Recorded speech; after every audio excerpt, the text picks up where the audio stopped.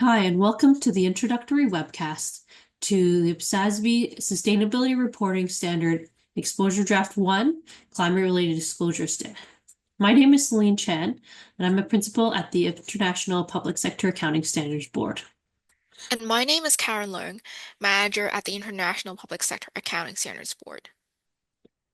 In this webcast, we will firstly provide an introduction about the IPSASB and who IPSASB standards apply to. We'll then provide some background about the development of the IPSASB's inaugural Sustainability-Related Disclosures Project. And finally, we'll highlight the key proposals of the Climate-Related Disclosures Exposure Draft. You can also find an at-a-glance summary of this exposure draft on the IPSASB's website.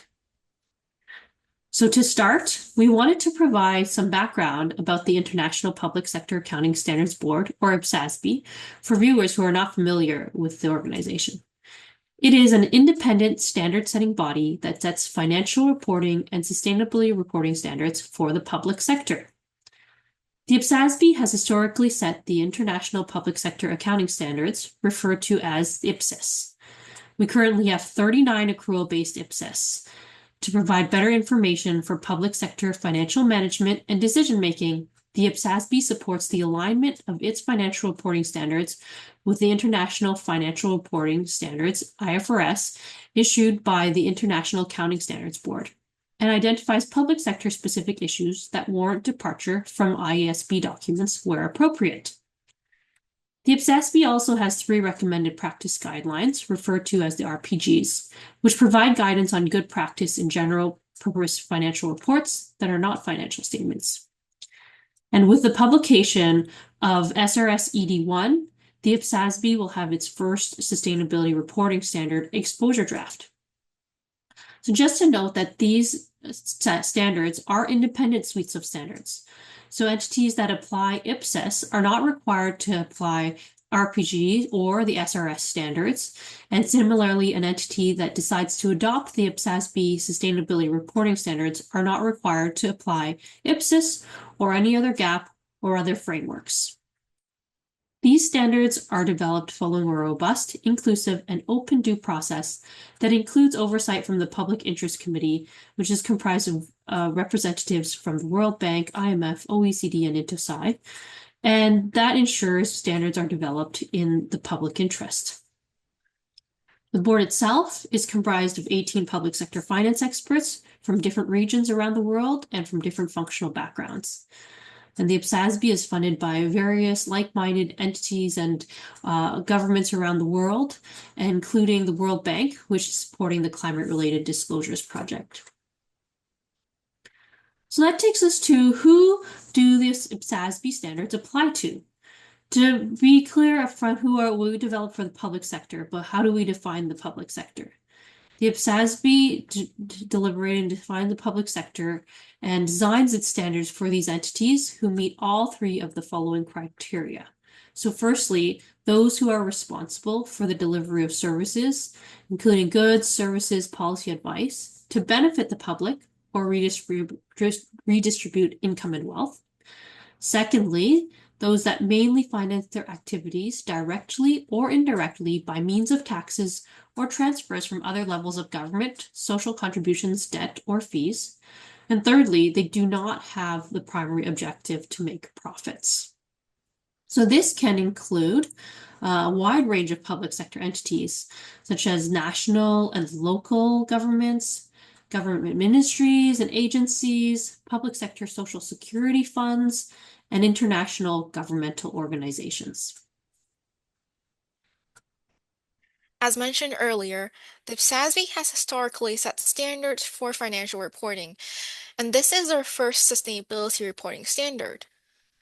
So before diving into an overview of the proposals of SRS Exposure Draft 1, we'll take a few minutes to share about how and why the IPSASB began developing standards relating to sustainability.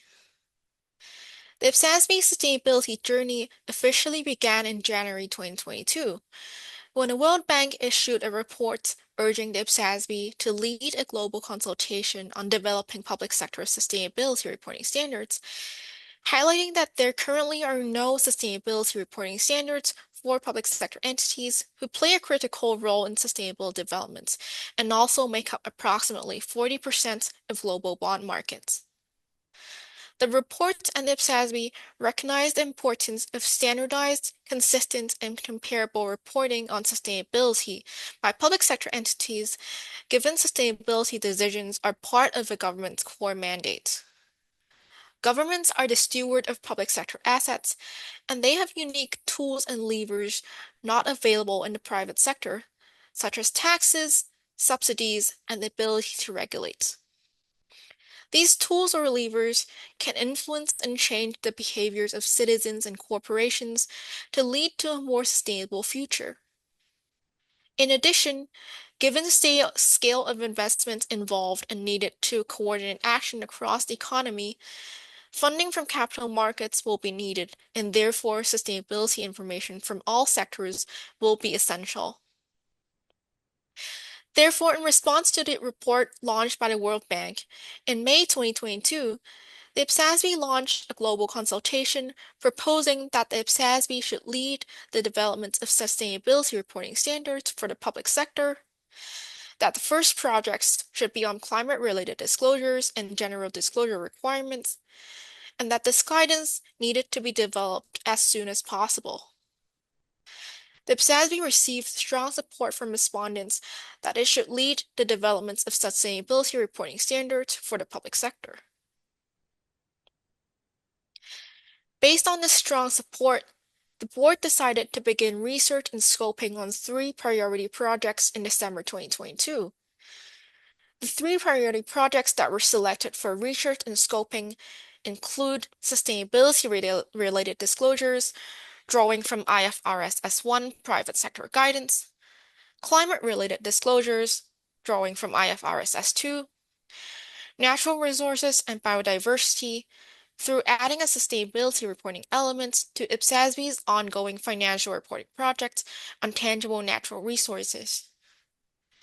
The IPSASB spent the first half of 2023 doing research and scoping to consider the key issues raised by constituents to the CP, which we will talk through in the following slides.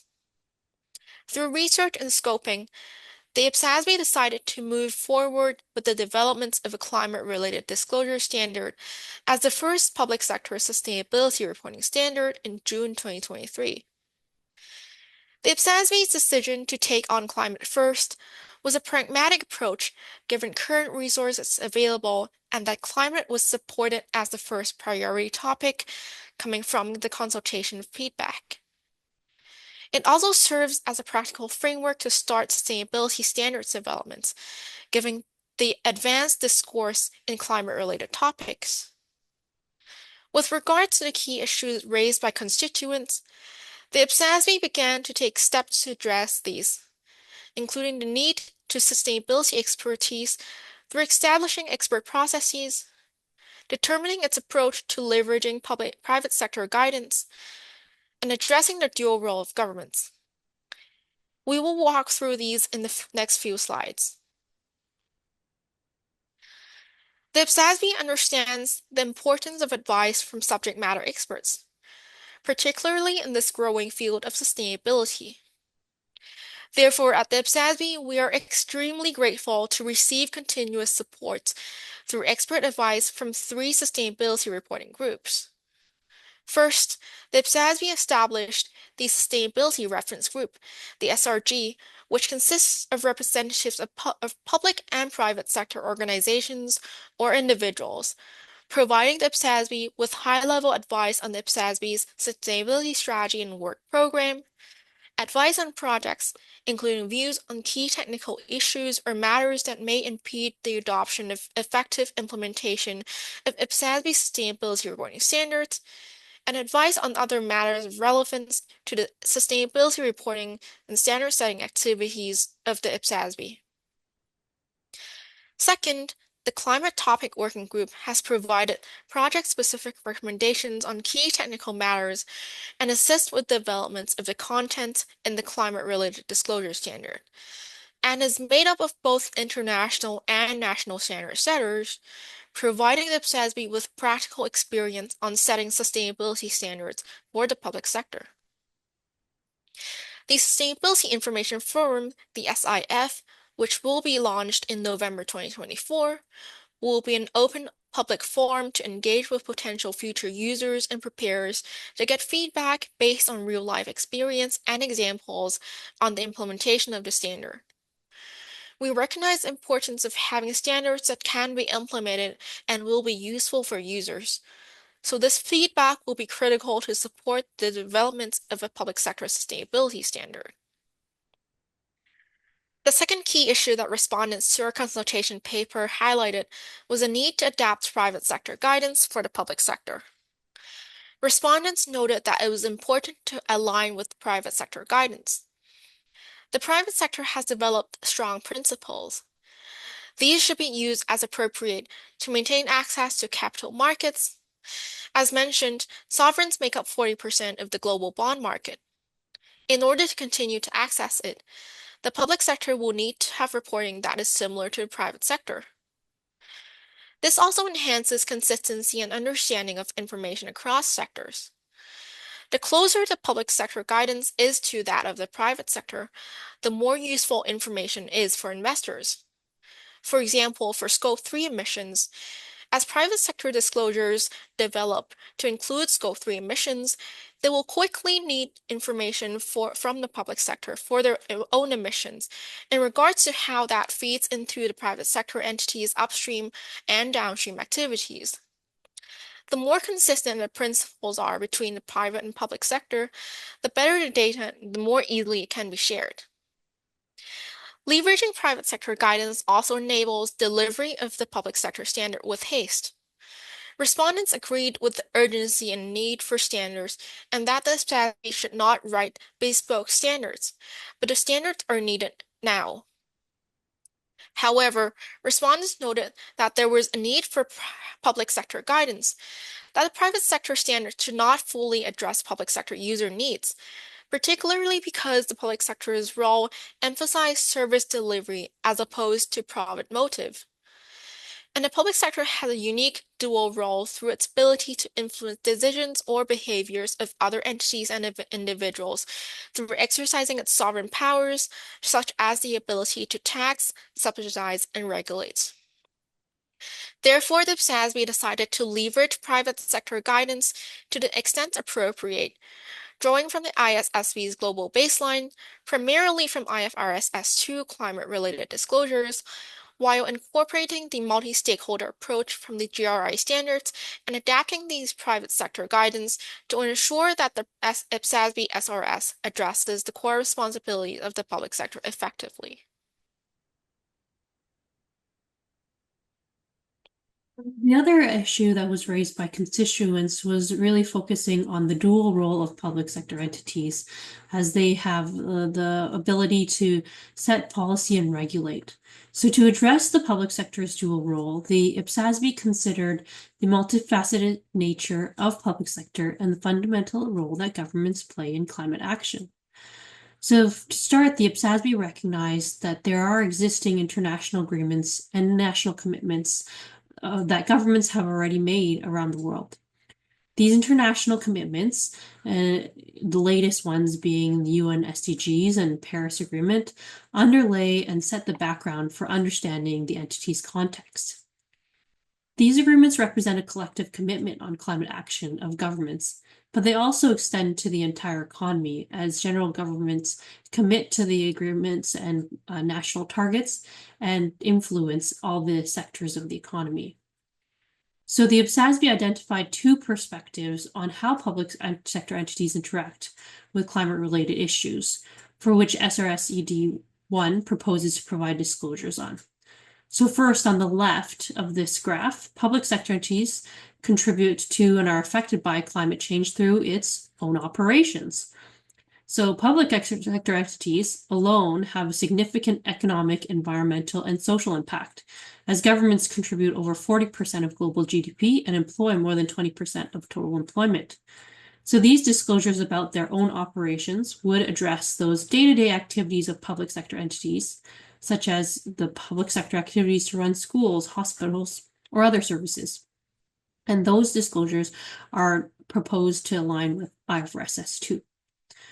On the right side of this image, to address the public sector's unique tools and levers to influence entities and individuals, disclosures about public policy programs, which proposes to provide public sector specific disclosures that covers the policy responsibilities of public sector entities.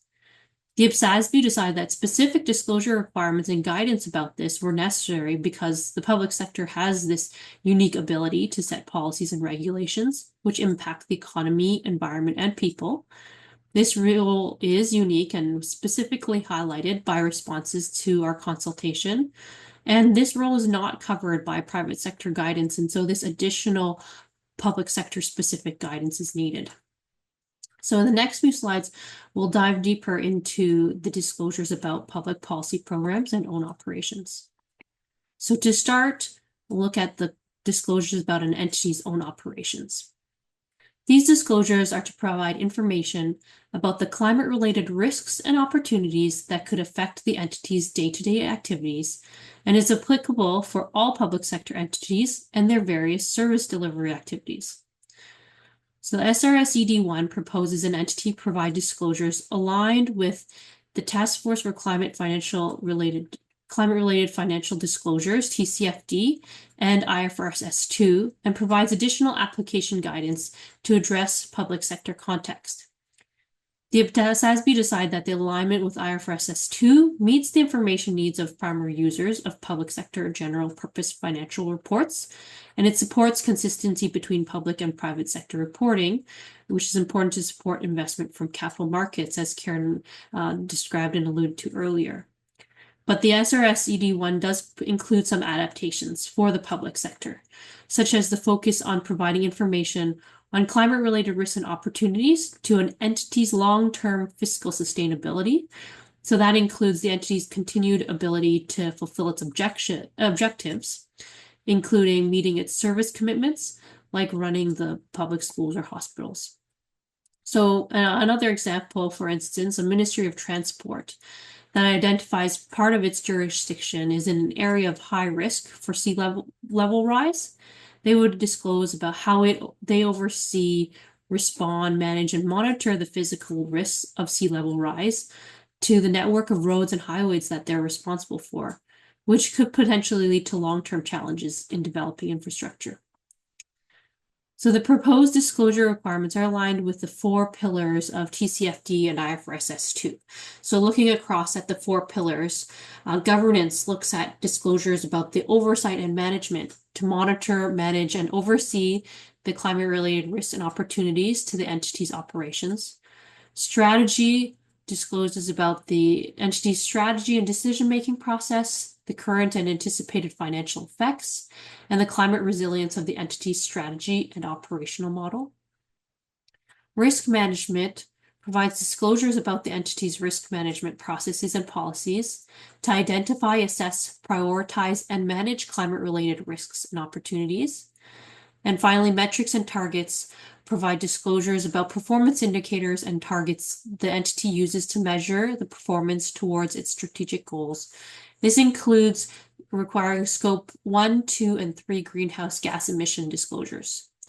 However, SRS ED1 proposes that entities may use GHG protocol, the Corporate Accounting and Reporting Standards, but they may also use another established emissions inventory methodology where it determines that the other methodology better meets the primary user needs.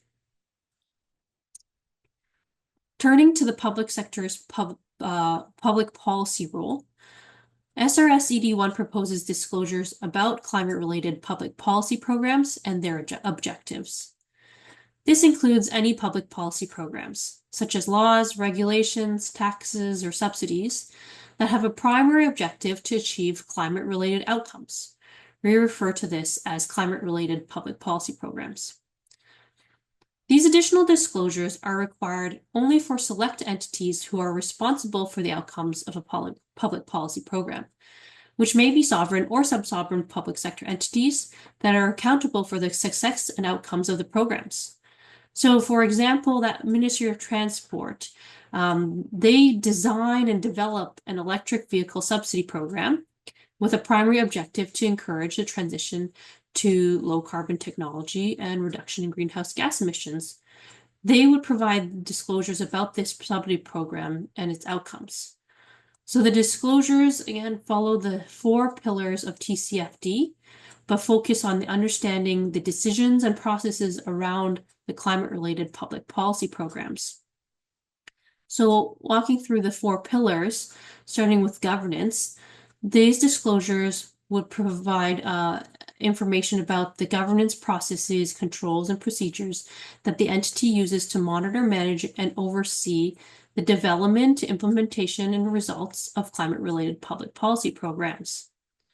From a strategy perspective, disclosures and the proposals in the SRS ED1 focus on the entity's strategy and decisions in designing and developing climate-related public policy programs, such as what factors and policy trade-off decisions it had to consider in its policy setting and policy making, any anticipated challenges it considered may be faced it considered that may be faced to achieve the intended outcomes of the policy program.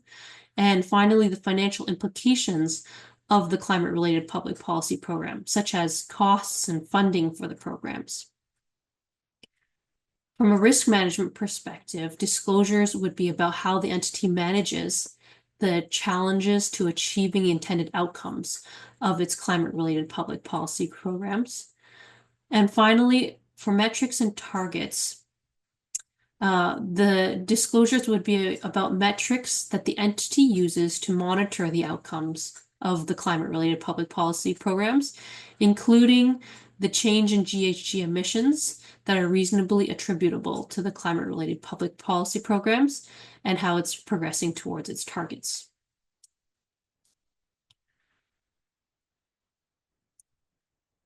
So in addition to the proposed disclosure requirements for both own operations and climate-related public policy programs, another key element of the SRS ED1 is the conceptual framework that provides essential principles for the preparation of climate-related disclosures and ensuring that information in climate-related disclosures is useful to primary users of general purpose financial reports.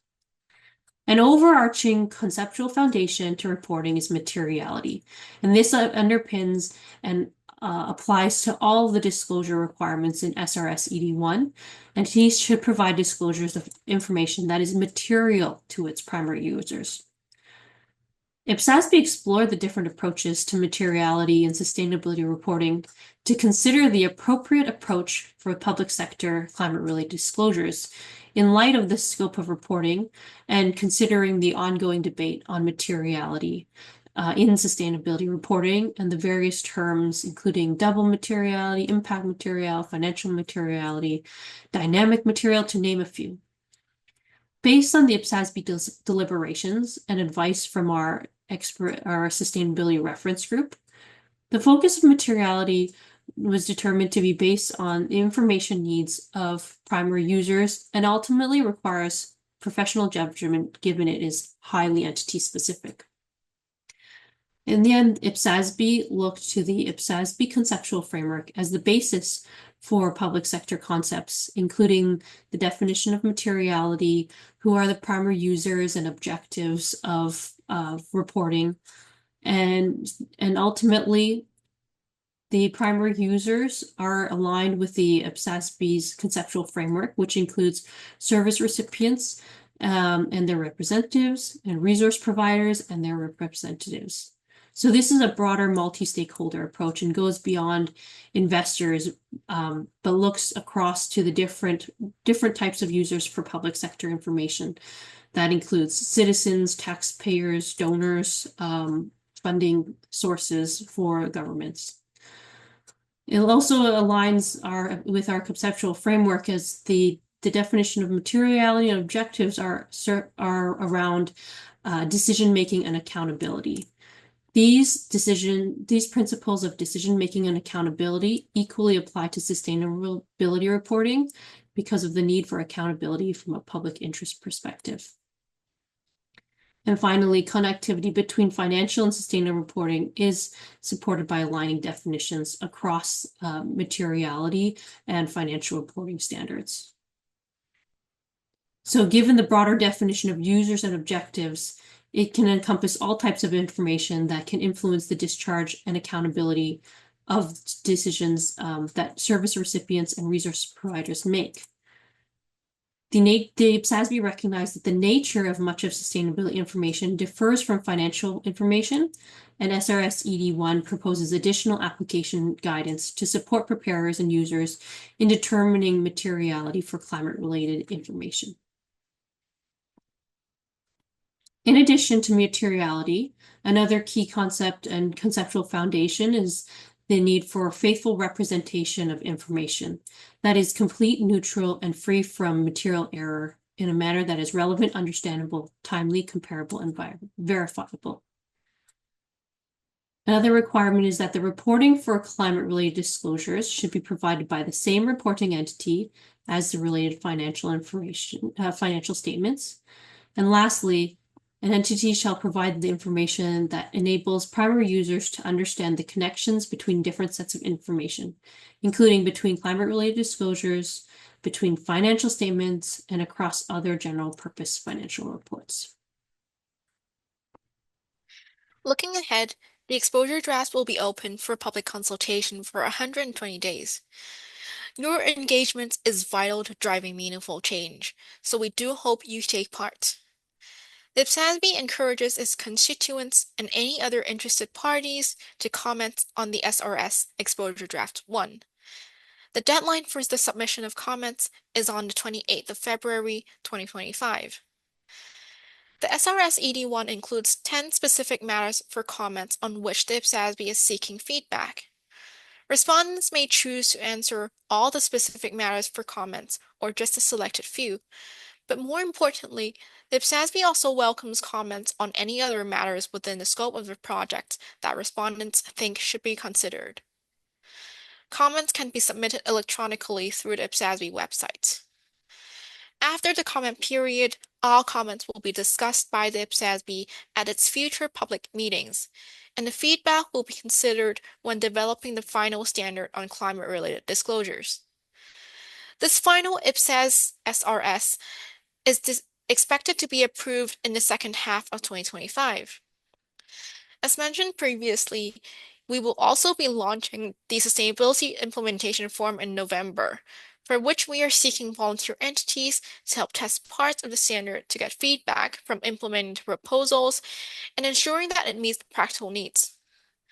If you are looking forward to using the future final standard and would like to provide feedback on implementation based on your experience and circumstances, we would encourage you to get in touch with us for further information. Thank you for listening to this introductory webcast on SRS ED1, climate-related disclosures. You can find further information and stay up to date on this project and the work of the IPSASB by registering on the IPSASB website or following us on X, LinkedIn, or YouTube. Thank you again, and we look forward to hearing your feedback on SRS ED1, climate-related disclosures.